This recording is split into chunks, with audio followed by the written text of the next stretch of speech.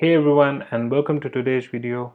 Today we are going to be discussing about network automation, and I will introduce you to Postman, which is used for API development, API testing, and the new RouterOS version 7 supports REST API. We'll understand what is REST API, but this was the most awaited feature in RouterOS v7. So let's get into it and understand what we are going to be doing today.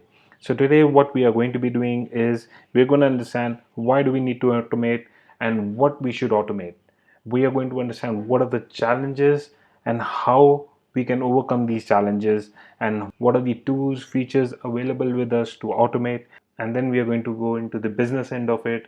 We are going to understand what is REST API, what are the HTTP methods used, what is the development cycles, and we are going to understand what is this big feature change in RouterOS v7, and we're going to understand how we can use Postman to test those APIs and how we can develop this. So let's get into it. So what is network automation all about? Network automation is all about using software scripts which minimizes the human involvement. That is, if we are installing a network, configuring a new network, if we want to detect a problem, if we want to diagnose that problem, if we want to remediate that problem, how do we use software to do all of this stuff for us and we don't get involved physically? But we are in a happy place. Why should I automate? Well, the first and the foremost is we want to reduce the human cost.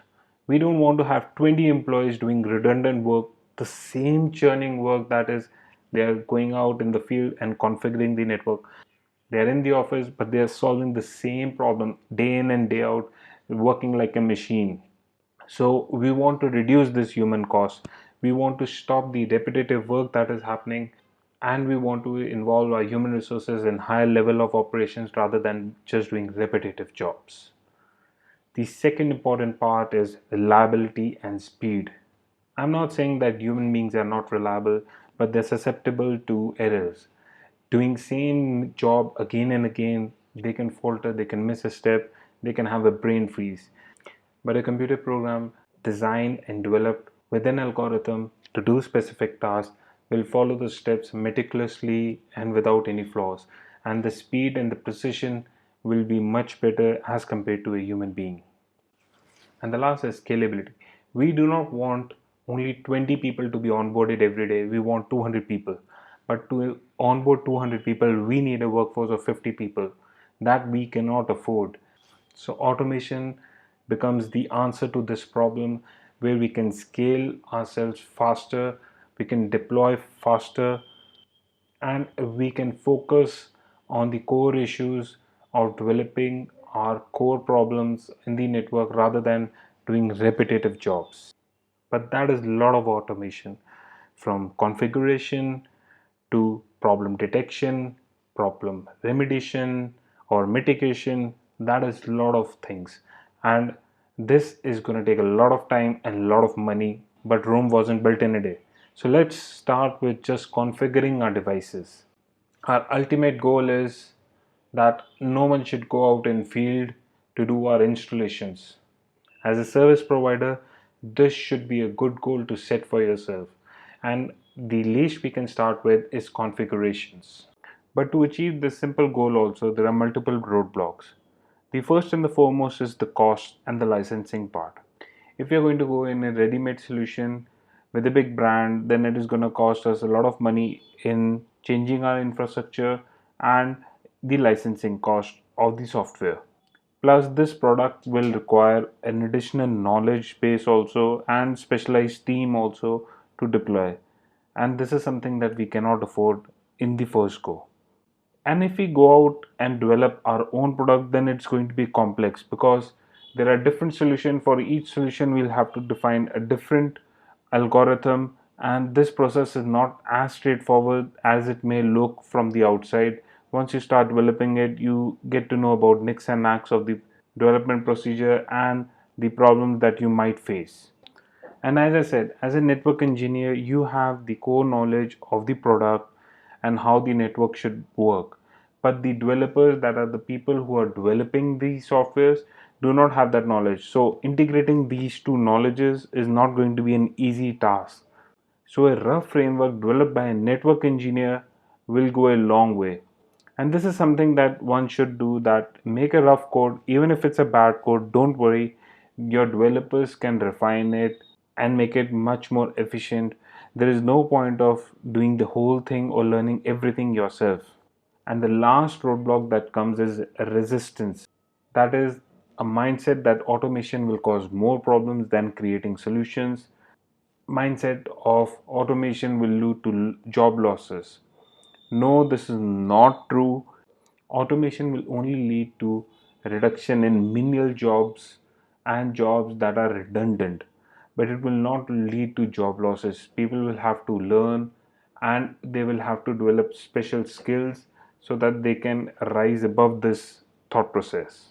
So to automate our network, the first step that we can take is to automate our configurations. So to automate our configuration, what we first need is a server which understands what configuration needs to be done on the device and a way for that server to interact with the device. And there are several methods with which a server can interact with the device. So the first is REST API. We're going to talk about this in a bit, so I will leave it here for now. The next is API. API is an application programmable interface. This is a non-standardized interface, so a software development kit will be needed from the OEM, who is the manufacturer of the product, so that we understand how we can interact with the device. The next two methods are very common that we use on a daily basis, that is SSH and Telnet. Telnet we don't use nowadays very much because it is not secured, but there are some devices which do not support SSH, so we are bound to use Telnet. The next method is by installing a third-party agent in our device. Not all devices support this, so not all routers, switches, or other network hardware can support an installation of a third-party agent, right? But servers can, our Docker containers can, our VMs can support this, and we can automate those things with these agent-based softwares. There is something known as agent-less automation softwares also, like Ansible, which is very common nowadays. Many people are using it, but that uses Telnet, SSH, and such protocols to interact with the device. And the last is TR069 protocol, which uses CWMP, which is CP WAN Management Protocol, and ACS, Auto Configuration Server. So the auto configuration server is constantly in touch with the device and sends out the configuration, the firmware, anything that you need to do with the client end device without any human intervention. So we're going to look at all these methods one by one, but today we're going to concentrate mainly on REST APIs. So let's switch over to the whiteboard and first understand what is REST API. So what is REST API all about? REST is a representational state transfer. This is basically a software architecture which was made to design and develop World Wide Web as we know today. So the interaction between the client, that is an app, which could be a web app or which could be a mobile app, all these applications that we use even on mobile today use REST APIs. So the app, which is the client here, sends a request to the server, and server in turn responds to the client. So what kind of request do they send? So what they send is HTTP request, and in turn the server responds with HTTP response, sends the request to the server on HTTP or HTTPS protocol to a specific address. This address is known as an endpoint. That is the point where the server will take in the request and will give out some response based on the request that it receives. So the client can send requests using various HTTP methods with which it will get a response. These methods correspond to CRUD, which is create, read, update, delete. So the most common HTTP methods are get, post, patch, delete, and put. All these methods correspond to CRUD. So get is when you're getting some information. So this is read, when you're reading some information from the endpoint. Post is when you're posting some information, that is, you are creating some information at the endpoint. Patch is you are patching an existing information which is already there. So this is related to update. Delete is very obvious that you are deleting some information at the endpoint. Put responds to two methods which are either update or delete. There are various other methods also available in HTTP, but mainly get, post, patch, delete, and put are used. So let's switch back to our computer now and open Postman and see how Postman can be used to do these things.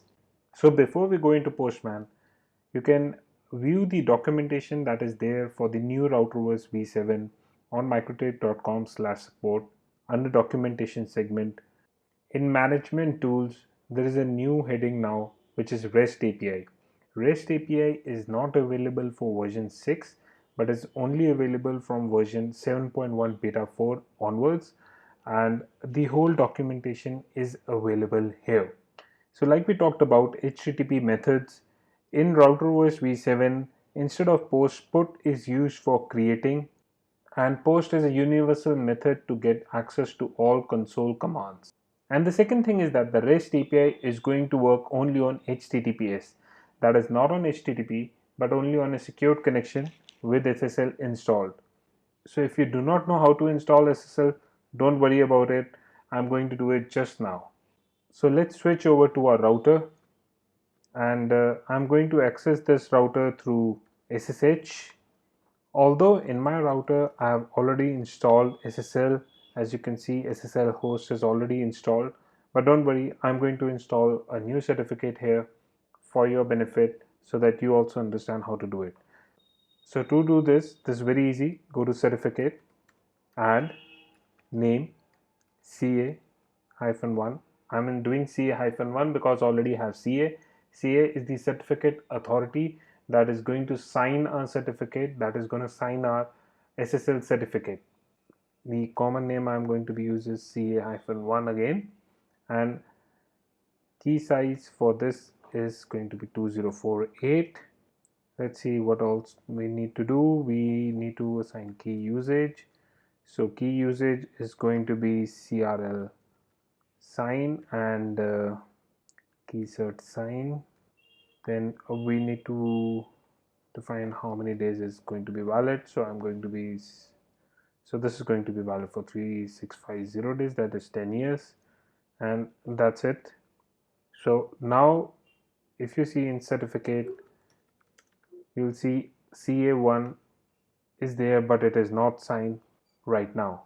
So let's sign our certificate. So certificate sign CA1. ca-crl-host is going to be our router, and this will be done very quickly. So now if you do a certificate print, so you'll see a private CRL authority trusted certificate. So let's create a certificate for our server now. So certificate, add name, let's say HTTPS 1, common name HTTPS 1, key size 2048, days valid 3650, and that's it. So again, let's see certificate print. The certificate is not signed, no problem. So let's sign that certificate. Certificate sign HTTPS 1. So this time around we are going to assign the certificate who is going to be signing. So our case is going to be CA1. My case, your case is going to be the name that you had given. So once it is signed, you can assign this in your IP service, and you can set your www.ssl to use this certificate HTTPS 1. So now if you go to your domain, that is the router, you'll see an error like this, that is error certificate authority is invalid. Don't worry about this part. This is just because the certificate is not known certificate. It is a private certificate that you have made. If you were to use a Komodo certificate or some known certificate, then this error will not come. So you can come here and you can log in to your router. So now this is logged in through HTTPS, although they said there is a certificate error showing, but that's not a problem. The only problem with certificate is that the CA1 certificate that's showing here is not known to the browser. This is okay. So to start off, you can go to Google and search Postman download. You can download the software for free. This software is something that you can use to create APIs, to test APIs and all. So this is a very intuitive software for API platform. So you can download it from here, and once you have downloaded, install and log into your Postman. So once you have logged into your Postman, this is what you're going to see. So on the left is your workspace. This is the workspace that where you will create a folder and you will create your commands, and you can create the whole documentation of what you are doing with the APIs here. So you can create a new collection from by adding, and let's say we want to test MikroTik, and the authorization that we are going to be using for this purpose is basic authorization. The username that we are going to be using is bracket username, and password is going to be in 2 curly brackets like the username. So this is going to be a username and password. So what I have done here is I'm going to be using it as a variable. That means later on when I want to change my username or password, I don't have to come back here. I can just change a variable at one place and it will be changed everywhere. So you can create a documentation here by saying that this is MikroTik version 7.1 RC4 API testing. We are testing MikroTik API. Save. So this is a documentation that you can create along with it. It uses Markdown language. Don't worry if you do not know about Markdown language. It's very easy. You can go on the internet and search over it. It has very simple syntaxes, but it really helps in making the documentation in real time. So let's close this.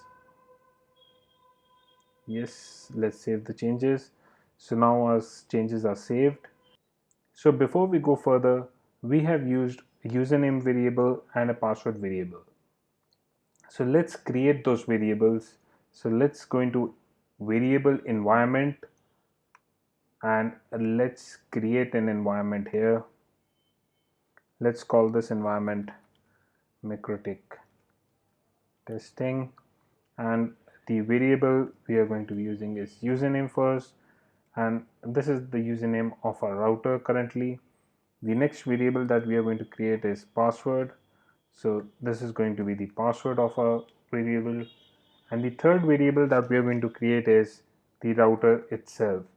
So right now we are using a router which is on a specific IP address. Later on, if you want to change the router or change the IP address, we don't have to worry. We can use the variables in our API, and we just have to change the environment variable, and that will change the router IP address in all the APIs that we are doing. So let's save this and let's select this as our working environment for our router, and let's create a first request. So the first request that we are going to create is list all interfaces. So to list all interfaces, we are going to be reading from the router. So we are using get method, and the URL that we are going to be using is HTTPS. Since our variable is router, that is the IP address, so you will select router.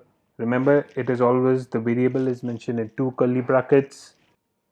The endpoint for MikroTik is REST, and we want to fetch it from interface. So let's fetch. So we have sent a request on HTTPS router REST interface, a GET request saying that give us all the interfaces that you have, And the response that we have got is that there is an interface with ID 1, which is Ether 1, and it's currently running, and it's type Ethernet. Then we have got an ID 5, which is a bridge interface. Then we have got an ID 2, which is again a bridge interface with name bridge 1. So the earlier one name was API, and the third interface that we have got is bridge. So there are two bridge interfaces and one Ether 1 interface. Now we have tested out how to fetch information. So let's try to put in information, that is, let's try to make an interface. So let's try to create a bridge interface. To create bridge interface, what we use in command line is interface bridge. So we are going to be using the same command line here. The endpoint is going to be HTTPS router REST interface bridge, and we are going to be using put, and this time around we are going to send a body also. So this body is going to be in raw format in JSON, as RouterOS only understands JSON. JSON is nothing but a JavaScript object notation, which is, it has a, what we need to define is a key and a value. So here the key and the value are going to be wrapped in a curly braces. The key value here is name, the same like what we do when we add an interface in the command line interface, that is interface bridge add name is equals to. So this here also we're going to add a name, and we are going to call it new interface, and that is it. Let's send this command and let's see what happens. So when we send this request, a new interface with ID 6 has been created. The name is new interface. So great. Let's go back into our router and see if this is done. So in our router, let's print out the interfaces that are there in the router. So we see a new interface that has been created, that is new interface name, and the type is bridge. Great. So let's save this request now, and let's save it. So now we have a new request saved, that is put list all interfaces. So this is wrong. This is to make new interface bridge. So let's recreate our get interface, and let's add this request. So add request, so new interfaces, get all interfaces. We'll not redo the mistakes again. We will save each of our configuration this time around. So REST interface, let's send this request. Perfect. Again, we've got one ID number 5, ID number 2, and the new ID number 6. Great. So let's save this. So now what you're doing is you're saving all your API requests here in the MikroTik folder. You can later go on and test these and even rearrange them according to interface, according to IP address, and all this. So let's do one more thing. Let's delete an interface on our router, which is API.